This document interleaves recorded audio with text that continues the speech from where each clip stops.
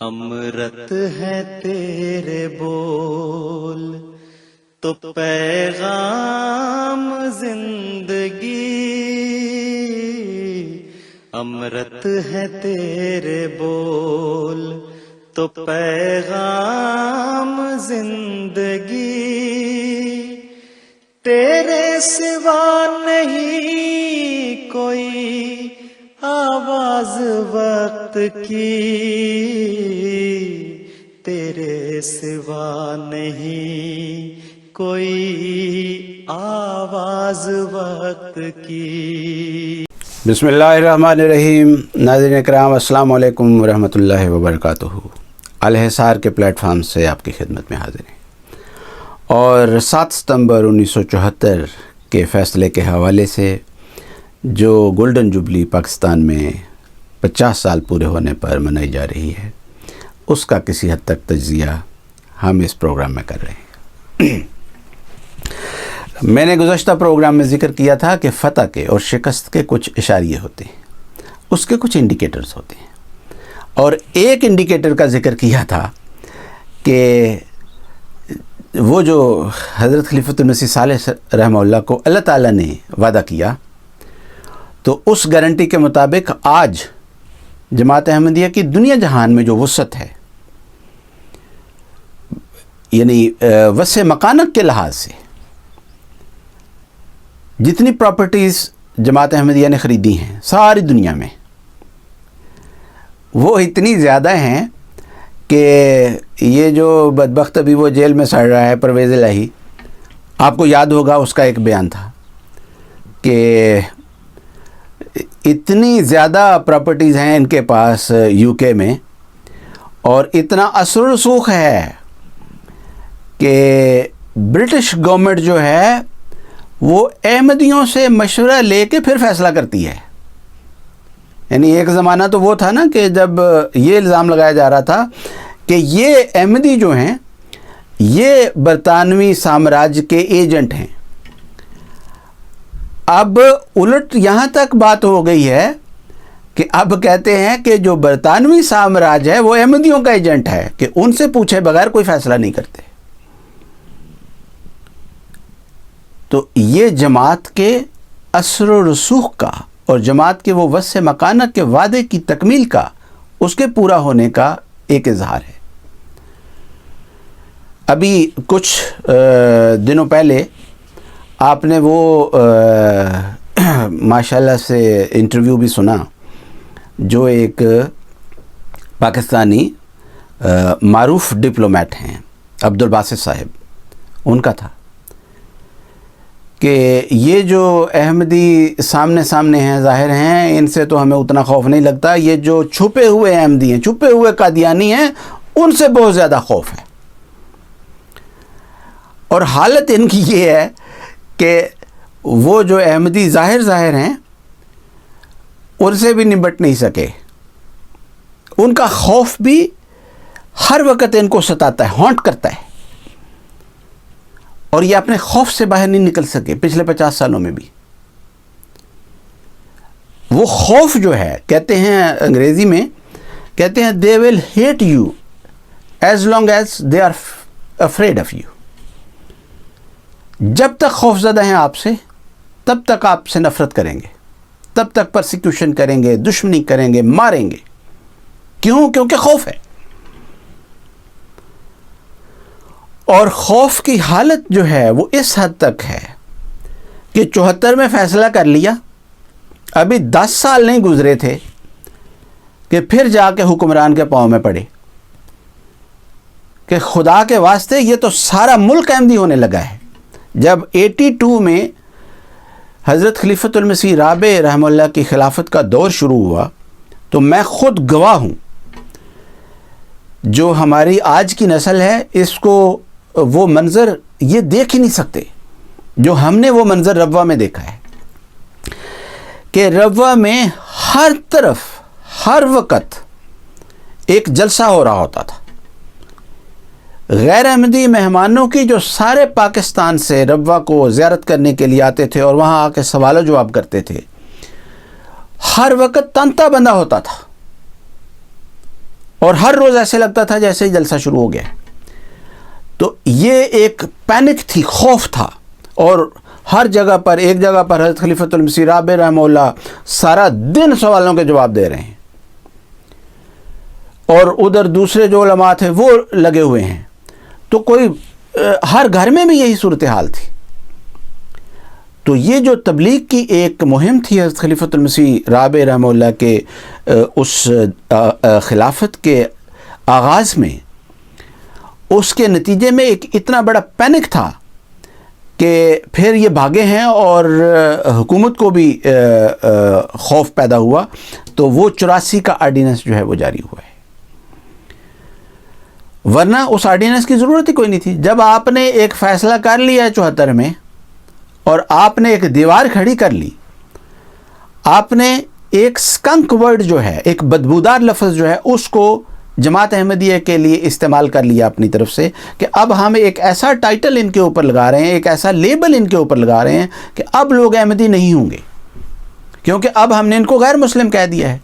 اور حقیقت یہ ہے کہ ہزاروں لاکھوں احمدی وہ ہوئے جو 74 کے اس فیصلے کے بعد ہوئے، کیونکہ لوگوں نے کہا اب تو ہمیں پتہ چل گیا ہے کہ وہ 72 کدھر ہیں اور ایک کدھر ہے، اور آج بھی ہوتے ہیں. اور صرف اس وجہ سے ہوتے ہیں کہ جب ان کو یہ بات سمجھائی جاتی ہے کہ دیکھو محمد مصطفیٰ صلی اللہ علیہ وسلم کا کلام غلط نہیں ہو سکتا، کہ 72 ایک طرف ہوں گے اور ایک ایک طرف ہوگا، تو تم 72 ہونا تو مان گئے ہو، ایک کو بھی مان جاؤ.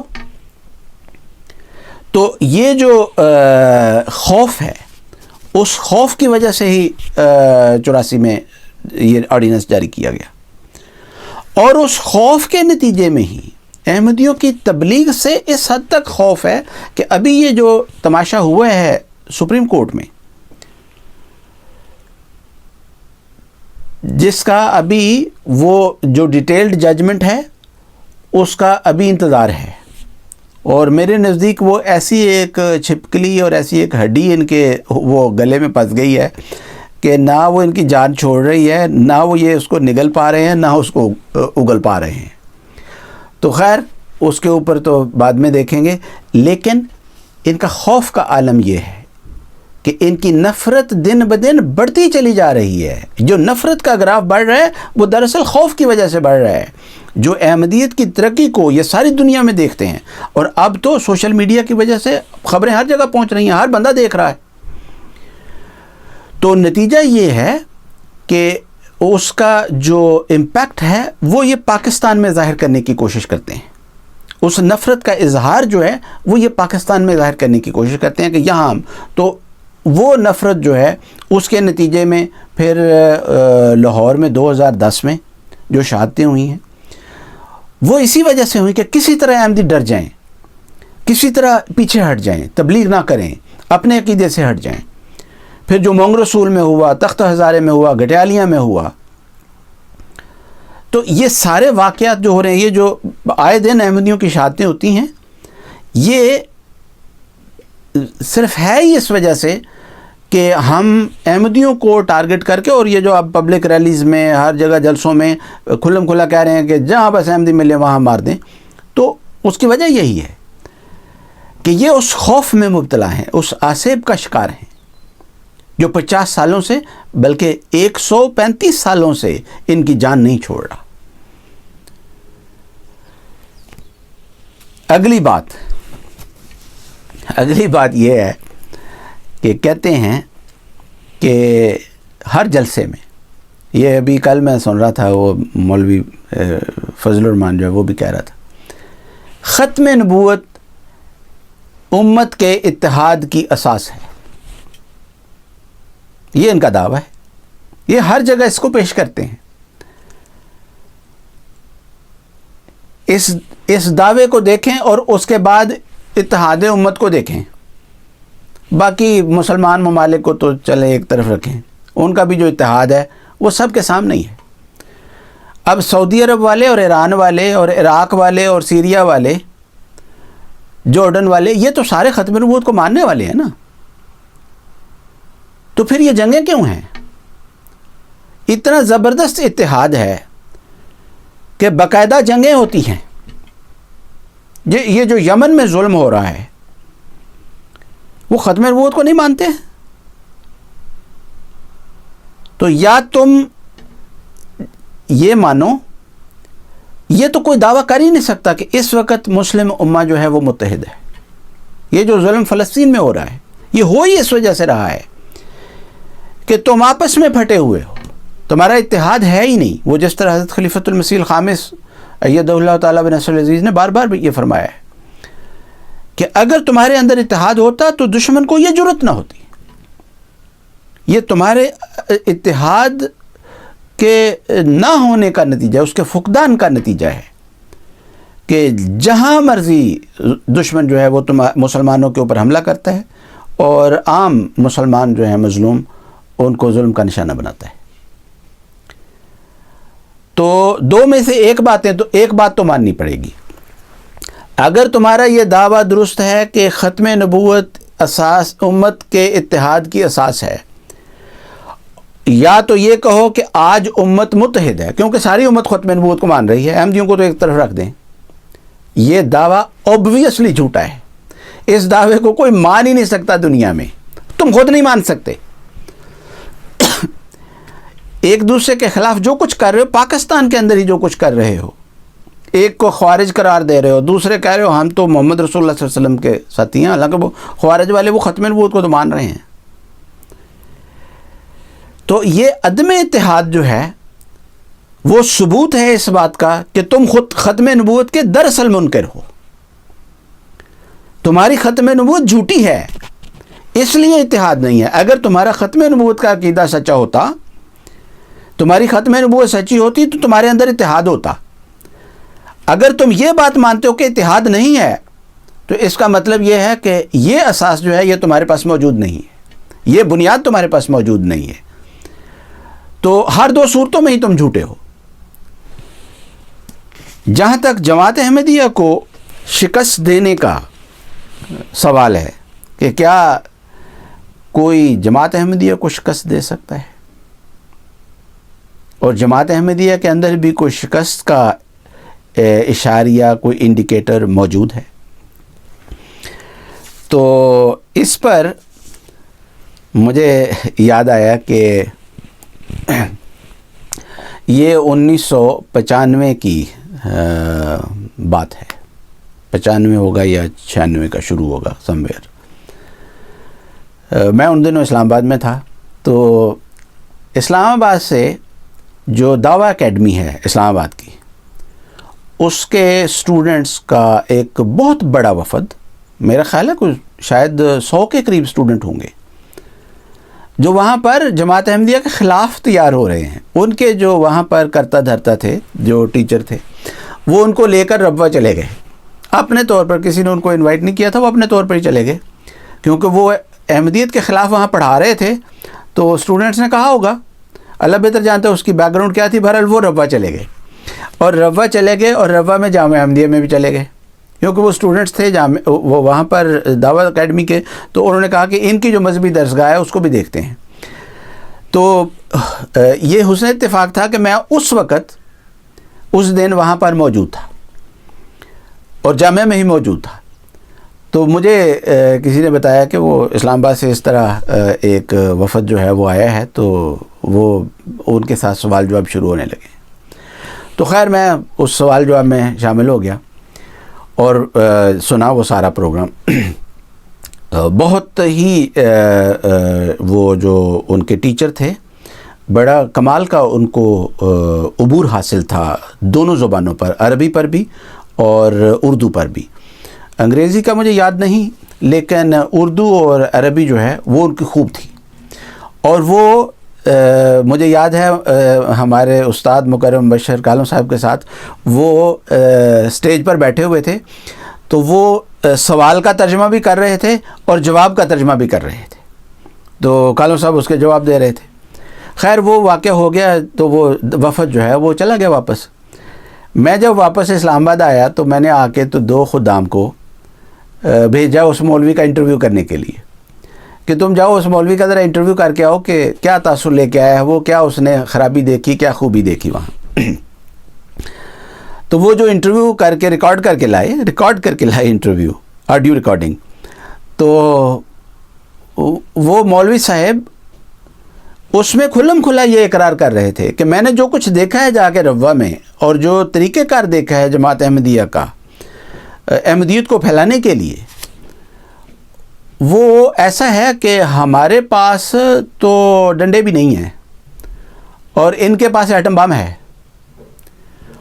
اس نے فکرہ یہ کہا، یہ بھی فکرہ کہا کہ احمدی کم از کم 1000 سال ہم سے آگے ہیں، اپنی اپروچ کے لحاظ سے، اپنے وسائل کے لحاظ سے، اور اپنی تبلیغ کے لحاظ سے، اور اپنے اثر کے لحاظ سے.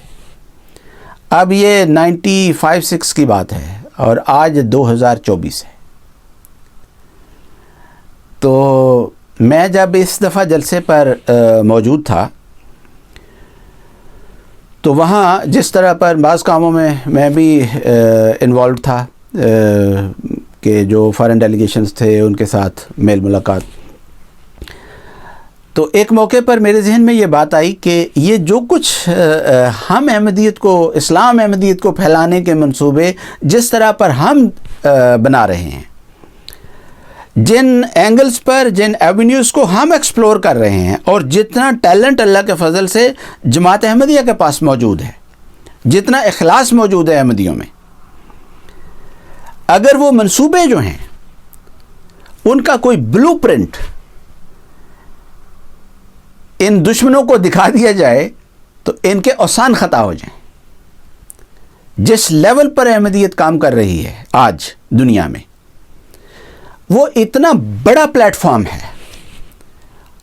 اور یہاں بھی فرق ہے، ان کا پلیٹ فارم جو ہے وہ اتنا چھوٹا سا ملک ہے جس کے پاس اب روٹی کھانے کے لیے بھی نہیں ہے. یہاں سے بھی فرق پتہ چل جاتا ہے کہ فتح کس کی ہے، شکست کس کی ہے. ان کا پلیٹ فارم بہت چھوٹا سا ہے. ہمارا پلیٹ فارم جو ہے وہ اتنا بڑا ہے کہ ساری دنیا ہمارا پلیٹ فارم ہے، اور ساری دنیا میں اللہ کے فضل سے احمدی بہت ٹیلنٹڈ، بہت ڈیڈیکیٹڈ، بہت سنسیئر ورکرز جو ہیں، سیلف لیس خدمت کرنے والے دن رات موجود ہیں، جو ان کو نصیب ہو ہی نہیں سکتے. اور ان کی جو فراست ہے، ان کا جس طور پر وہ سوچتے ہیں، مثلا میں نے یہاں جلسے پر ہی ایک پروگرام اٹینڈ کیا تو وہ ایک فلسطین کے اوپر پروگرام تھا، اور میں نے وہ جو لڑکا چھوٹی سی عمر کا تھا جس کو دیکھا کہ یہ اتنا ٹیلنٹڈ ہے، تو بعد میں مجھے پتہ چلا، میں تو تھوڑی دیر کے لیے اس پروگرام میں گیا تو مجھے پتہ چلا کہ یہ BBC میں کام کرتا ہے، اور اتنا بریو بھی ہے کہ اس کو کوئی ضرورت نہیں تھی یہ چھپانے کی کہ میں احمدی ہوں، اور وہ آ کے وہ پروگرام کنڈکٹ کر رہا تھا، اور بہت خوبصورت کنڈکٹ کر رہا تھا. میرے تو ایک موقع پر آنسو نکل گئے کہ اللہ تعالیٰ نے احمدیت کو اتنے خوبصورت ہیرے دیے ہوئے ہیں. تو یہ تو ہے ہمارا حصہ. حضرت خلیفۃ المسیح ثالث رابع رحمہ اللہ نے جو آخری خطاب فرمایا ربوہ میں، وہاں پر، اور وہ بہت عرصے تک اس کا ٹیکسٹ جو ہے وہ مسجد مبارک کے اوپر لٹکایا ہوا تھا. ایک طرف اتنا بڑا چیلنج تھا، اور وہ وقت ایسا تھا کہ دشمن یہ سمجھ رہا تھا کہ ہم نے احمدیت کا گلا گھونٹ دیا ہے، ان کا خون خشک کر دیا ہے، اور اب ان کی شکست اور ان کی تباہی جو ہے وہ یقینی ہے. اور دوسری طرف حضرت صاحب کا وہ خطاب جو آخری خطاب تھا پاکستان میں، اس خطاب کے کوئی الفاظ پڑھ لے، اور جنہوں نے وہ الفاظ سنے تھے وہ مزہ تو خیر وہی اٹھا سکتے ہیں، وہ کوئی دوسرا نہیں اٹھا سکتا، لیکن وہ الفاظ پڑھ کے بھی آپ کو لطف آئے گا. اور اس کا جسٹ یہ ہے، اس کا خلاصہ یہ ہے کہ حضور نے فرمایا کہ میں اپنے بعد آنے والے خلفاء کو یہ بشارت دیتا ہوں، مجھ سے پہلے خلفاء نے یہ بشارت دی تھی، اور میں اپنے بعد آنے والے خلفاء کو بشارت دیتا ہوں کہ جس طرح صبر اور دعا کے ساتھ میں نے کام لیا ہے، اگر آنے والے خلفاء کے مقابل پر ساری دنیا کی حکومتیں بھی ٹکر لیں گی تو وہ ساری دنیا کی حکومتیں پاش پاش ہو جائیں گی، لیکن اللہ تعالیٰ خلفاء کو کامیاب اور کامران کرے گا۔ وقت کون سا ہے؟ وقت وہ ہے جب آپ ابھی ربوہ میں موجود ہیں، دشمن کی ہر طرف دشمن نے گھیرا ڈالا ہوا ہے، نہیں نکلنے دینا، انٹیلیجنس ایجنسیز نے گھیرا ڈالا ہوا ہے، نکلنے کا بظاہر چانس ہی کوئی نہیں ہے۔ لیکن وہ خدا جس کی تائید و نصرت خلافت کو نصیب ہے، وہ خدا بتا رہا تھا کہ نہیں، صرف یہی نہیں کہ تمہارا بال بھی کا نہیں کر سکیں گے، احمدیت کو کسی قسم کی شکست جو ہے وہ یہ نہیں دے سکتے، بلکہ میں وعدہ کر رہا ہوں تیری زبان سے کہ آئندہ آنے والے خلفاء جو ہیں ان کے ساتھ بھی خدا تعالیٰ کا یہ وعدہ جاری و ساری رہے گا، اور یہ ایک حکومت نہیں، ساری دنیا کی حکومتیں مل کر بھی مقابلہ کریں گی تو وہ تباہ و برباد ہو جائیں گی، اور احمدیت نے انشاءاللہ فتح یاب ہونا ہی ہونا ہے۔ آپ خلیفۃ المسیح خامس ایدہ اللہ تعالیٰ بنصر العزیز کے خطبات اٹھا لیں، کسی جگہ آپ کو کسی جگہ کوئی مایوسی، کوئی ناکامی کا کوئی اشاریہ نظر آتا ہے، کوئی انڈیکیٹر نظر آتا ہے؟ بلکہ مجھے یاد ہے حضرت خلیفۃ المسیح رابع رحمہ اللہ کا جب حضور یہاں تشریف لائے تو فوراً ہی وہ بی بی سی والوں نے کچھ دنوں کے بعد حضور کا انٹرویو کیا، محمد غیور صاحب نے، اور وہ انٹرویو بھی موجود ہے سوشل میڈیا پر۔ تو اس نے سوال کیا کہ کیا اس آرڈیننس کے بعد جماعت کی تعداد پاکستان میں گھٹی ہے؟ آج بھی وہ جواب سن لیں، حالات کیا تھے، وقت کون سا تھا۔ حضرت صاحب نے جس کانفیڈنس کے ساتھ، جس ریلیکس موڈ میں یہ فرمایا کہ سوال ہی پیدا نہیں ہوتا، بلکہ ہر کرائسس کے بعد جماعت کی تعداد بڑی ہے۔ تو یہ بات کہاں سے آئی ہے؟ یہ بات یہاں سے آئی ہے کہ حضرت مسیح موعود علیہ الصلوۃ والسلام نے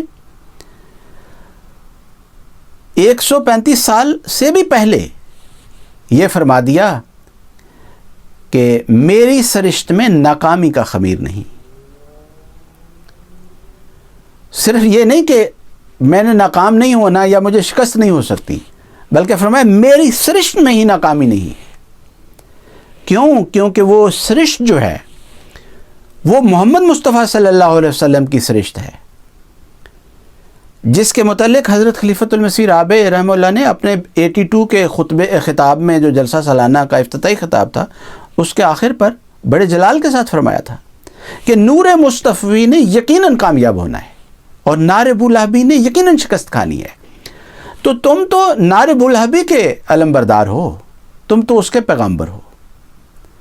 نور مصطفی کے پیغمبر جو ہیں انہوں نے ہی جیتنا ہے، اور ہمیشہ جیت انہی کی ہوئی ہے۔ جیت کے سارے انڈیکیٹرز، سارے اشاریے جو ہیں وہ جماعت احمدیہ کے ساتھ موجود ہیں۔ اس کو جتنا مرضی آپ ایکسپلین کرتے چلے جائیں، یہ پروگرام تو اس طور پر ختم نہیں ہو سکتا، لیکن میں حضرت مسیح موعود علیہ الصلوۃ والسلام کے یہ 3 اشعار جو ہیں ان پر اس پروگرام کو ختم کرتا ہوں کہ حضرت مسیح موعود علیہ الصلوۃ والسلام نے فارسی زبان میں ایک بڑی لمبی نظم ہے، اس میں حضور فرماتے ہیں لوائے ما پناہ ہر سعید خواہد بود، لوائے ما پناہ ہر سعید خواہد بود، ندائے فتح نمایاں بنام ما باشد، کہ جو خدا نے جھنڈا میرے ہاتھ میں پکڑا ہے، جو ہمارا جھنڈا ہے، وہ ہر نیک فطرت کی، ہر سعید روح کی پناہ گاہ ہے، اور فتح نمایاں جو ہے، صرف فتح نہیں بلکہ فتح نمایاں جو ہے وہ خدا نے ہمارے نام پر لکھ دی ہے۔ اور یہ جو میں نے ابھی ذکر کیا ہے نا کہ جو جماعت احمدیہ کے جو منصوبے ہیں، جو پروگرامز ہیں، اگر ان کے بھنک بھی، اگر ان کا تھوڑا سا بلو پرنٹ بھی دشمن کو معلوم ہو جائے تو آسان خطا ہو جائے۔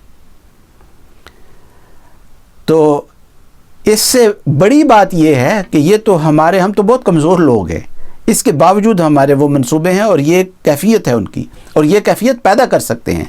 لیکن حضرت مسیح موعود علیہ السلام ہماری توجہ ایک اور طرف دلاتے ہیں، اور دشمن کو اس طرف توجہ دلاتے ہیں جس طرف اس کا دھیان جاتا ہی نہیں، کیونکہ وہ خانہ ان کا بالکل ہی خالی ہے، خدا والا خانہ ان کا بالکل خالی ہے، ساری قوم دہریت کا شکار ہو رہی ہے۔ جس طرح کہ آ کے یہاں پر مجھے ہر روز وہ ان کو دیکھنا پڑتا ہے کس طرح یہ آ کے اسلام کو آ کے بدنام کر رہے ہیں. جب میں ان کے انٹرویوز کرتا ہوں مجھے پتہ ہے کہ کس طرح کیا بہت ہی سارا دن بہت ہی وہ تکلیف میں گزرتا ہے کہ اچھا بھلا یہ وہاں سے پاکستان سے آیا ہے، مسلمان ہے اور داڑھی بھی رکھی ہوئی ہے، حافظ قرآن بھی ہے، فلانا بھی ہے، اور پھر اس کے بعد یہاں آ کے تو یہ بکواس کر رہا ہے کہ میں یہ ہوں، میں وہ ہوں، میں مسلمان نہیں ہوں، اسلام کے ساتھ میرا تعلق نہیں ہے، حالانکہ صرف یہاں رہنے کے لیے. تو یہ جو میں بات کر رہا ہوں کہ حضرت مسیح موعود علیہ الصلوۃ والسلام نے خدا تعالیٰ کی اس تائید کی طرف ان کی توجہ دلائی ہے جو حضرت مسیح موعود علیہ السلام کو حاصل تھی اور جو آج بھی احمدیت کو حاصل ہے، اور اس کا ذکر کر کے حضور فرماتے ہیں مجھ کو پردے میں نظر آتا ہے ایک میرا معین، مجھ کو پردے میں نظر آتا ہے ایک میرا معین، تے کو کھینچے ہوئے اس پر جو کرتا ہے وہ وار. یہ جو تم وار کر رہے ہو نا، تو خدا تعالیٰ اپنی تلوار کھینچے کھڑا ہے. فرمایا دشمن غافل اگر دیکھے وہ بازو وہ سلاح، ہوش ہو جائیں خطا اور بھول جائے سب نکار. دشمن غافل اگر دیکھے وہ بازو وہ سلاح، ہوش ہو جائیں خطا اور بھول جائے سب نکار. اسی کی طرف ہر احمدی کو اس خطبے میں بھی ہمارے محبوب امام ایدہ اللہ تعالیٰ بن نصر العزیز نے احمدیوں کو کہا کہ خدا کی گود میں اپنی پناہ جو ہے وہ لے لو، پھر دیکھو کہ خدا تعالیٰ جو ہے وہ تمہاری حفاظت کس طرح کرتا ہے. وہی حصار ہے جو سب سے زیادہ مضبوط حصار ہے. جزاکم اللہ تعالیٰ و احسن الجزا. السلام علیکم ورحمۃ اللہ وبرکاتہ.